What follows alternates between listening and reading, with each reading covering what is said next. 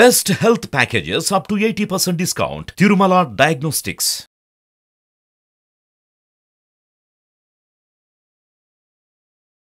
నమస్తే, welcome to Suman TV. నేను మీ యామ్ని. ప్రస్తుతం మనతో ఉన్నారు ప్రముఖ ఆధ్యాత్మికవేత్త, ప్రముఖ జ్యోతిష వాస్తు పండితులు బ్రహ్మశ్రీ డాక్టర్ నాయకంటి మల్లికార్జున శర్మ గారు ఉన్నారు. వారితో మాట్లాడదాం.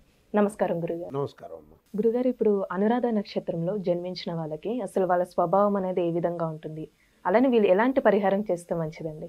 తప్పకుండా అమ్మ. ఓం శ్రీ గురుభ్యో నమః. అనురాధ నక్షత్రంలో జన్మించిన వాళ్ళు శని మహర్దశలో జన్మించిన వాళ్ళు. అంటే అనురాధ నక్షత్రము పుట్టినప్పుడు వాళ్ళకి జననశాంతి అనేది ఉండదు. అంటే విదేశాలకు వెళ్ళే అవకాశం ఎక్కువగా ఉంటుంది, పొదుపు పాటించే అవకాశం బాగా ఎక్కువ ఉంటుంది. అనురాధ నక్షత్రం వాళ్ళకి ఏది తేల్చుకోలేరు. అంటే జీవితంలో కాలయాపన ఎక్కువగా ఉంటుంది. డబ్బులు సంపాదిస్తారు, ధనవంతులు అవుతారు, కీర్తి ప్రతిష్టలు అవుతారు, మంచితనం ఉంటుంది, సహాయం చేయటం ఉంటుంది. కానీ ఎంతవరకు మితంగా వాళ్ళు ఉండాలో అంతవరకు మాత్రమే ఉంటారు.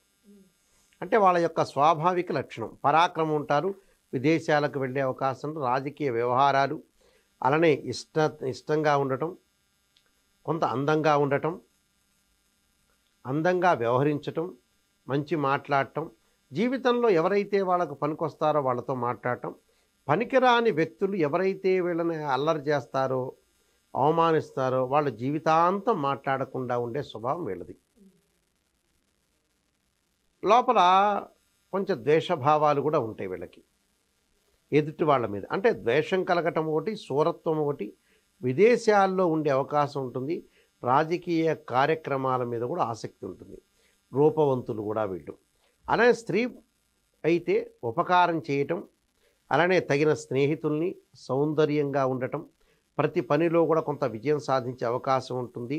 అలానే బంధుప్రేమ, అలానే తీర్థయాత్రల మీద కొంత ఆసక్తిగా ఉండటం, అలానే భర్త మీద అంటే పతిభక్తి అంటారు.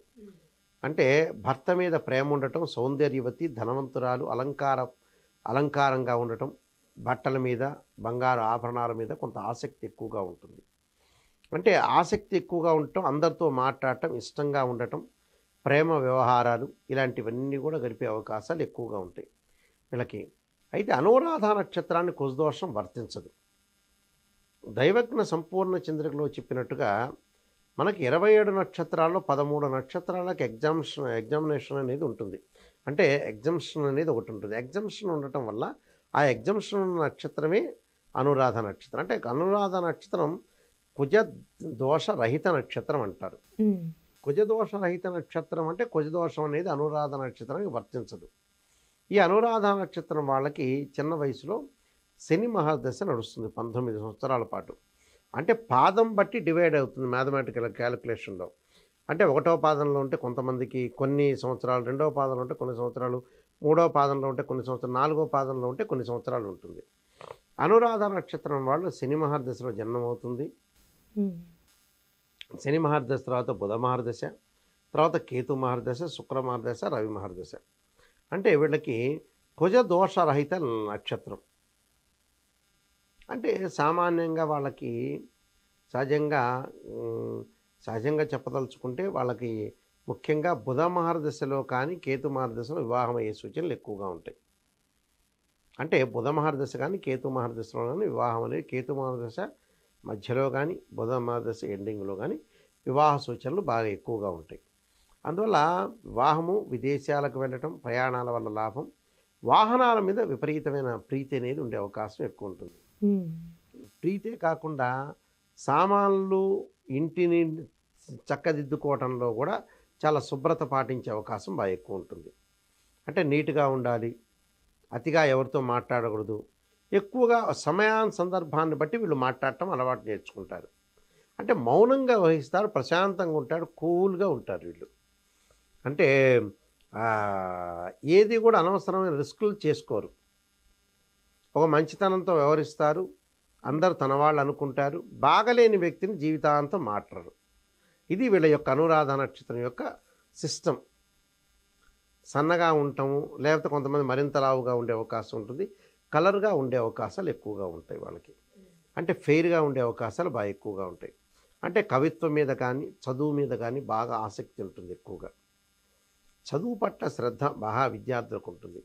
స్త్రీలకు కూడా సౌందర్యం మీద కాంక్ష, అలంకారం మరియు ప్రియతత్వము, బంధువులతోటి ప్రేమగా ఉండాలని, తన పిల్లలు బాగుండాలని, అలానే సినిమాలు చూడాలని, కళల మీద ఆసక్తి, విదేశాలకు వెళ్ళే అవకాశం బాగా ఎక్కువ ఉంటుంది. అంటే ప్రతి పనిలో కూడా వాళ్ళు మంచిగా ముందుకు వెళ్ళే, స్నేహపూర్వకంగా వెళ్ళే అవకాశాలు ఎక్కువగా ఉంటాయి. అంటే బాధ్యతారహితంగా కూడా వ్యవహరించరు, బాధ్యత పరంగానే తీసుకెళ్తారు వాళ్ళు. అంటే ఇక్కడ బాధ్యత లేదు అని అనుకోరు వీళ్ళు.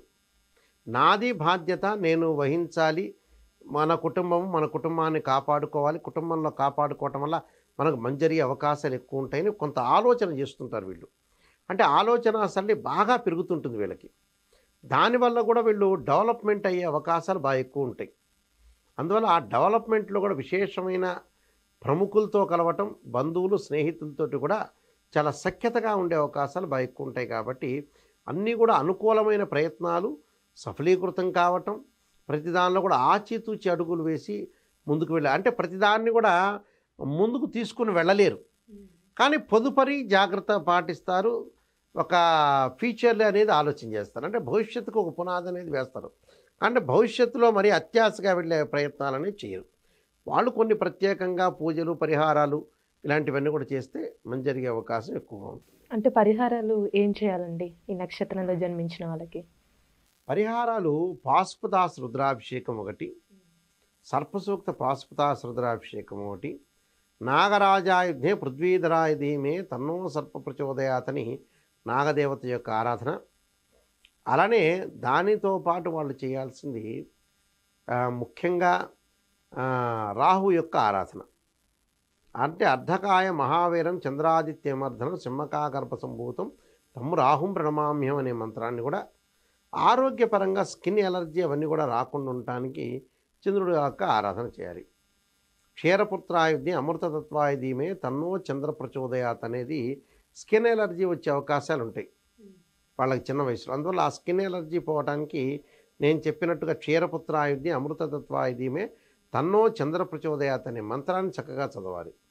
ఆ చదవటం వల్ల కూడా వాళ్ళకి కొన్ని విషయాలు పటాపంచలు అయిపోయే అవకాశం ఉంటుంది. కానీ తొందరగా మూమెంట్గా నిర్ణయం చేయలేరు వీళ్ళు. అంటే లేట్ అవుతూ ఉంటుంది. లేట్ అయ్యే కొద్దలు ఏమవుతుంటుంది, జీవితం అనేది తగ్గిపోతూ ఉంటుంది. అంటే ఎప్పుడో ఈరోజు చేయాల్సిన 10 రోజుల తర్వాత చేయటం కాదుగా, 2వ రోజు 3వ రోజు చేయాలి. 10 రోజులు 20 రోజుల తర్వాత చేస్తే పెద్దగా ఫలించే అవకాశాలు ఉండవు.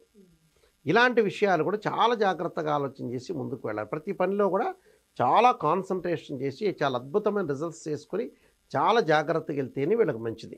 ఎలక్ట్రానిక్ గూడ్స్ మీద కానీ అలానే దుస్తుల మీద కానీ కొద్దిగా ఆసక్తి తక్కువగా ఉంటాయి. అంటే అనాసక్తి అని అర్థం. ఈ అనాసక్తి వల్ల కొన్ని పరిహారాలు చేసుకొని ముందుకు వెళ్ళటం, దత్తాత్రేయ స్వామి యొక్క కవచాన్ని పారాయణం చేయటం వల్ల కూడా ఆదిత్య హృదయ పారాయణం కూడా చాలా ఇంపార్టెంట్ వాళ్ళకి. అలానే రత్నం ఏది ధరించాలండి? రత్నం విషయంలో వచ్చేటప్పటికల్లా తప్పకుండా వాళ్ళకి నీలం ధరించటం కానీ అలానే పగడం కానీ బాగా కలిసి వస్తుంది. 3వ రత్నం కనకపుష్యరాగం. ఇవి ధరించడం వల్ల కనకపుష్యరాగం కూడా గురువారం రోజున ఉదయం పూట గురుహోరలో ధరించడం చాలా మంచిది. నీలం కూడా శనివారం రోజున శనిహోరలో ధరించడం, తర్వాత వచ్చే పగడం కూడా మంగళవారం రోజున కుజహోరలో ధరించడం వల్ల కూడా వీళ్ళకి మంచి జరిగే అవకాశం ఖచ్చితంగా ఉంటుంది. చాలా చక్కగా తెలియజేశారు గురుగారు. ధన్యవాదాలు. నమస్కారం.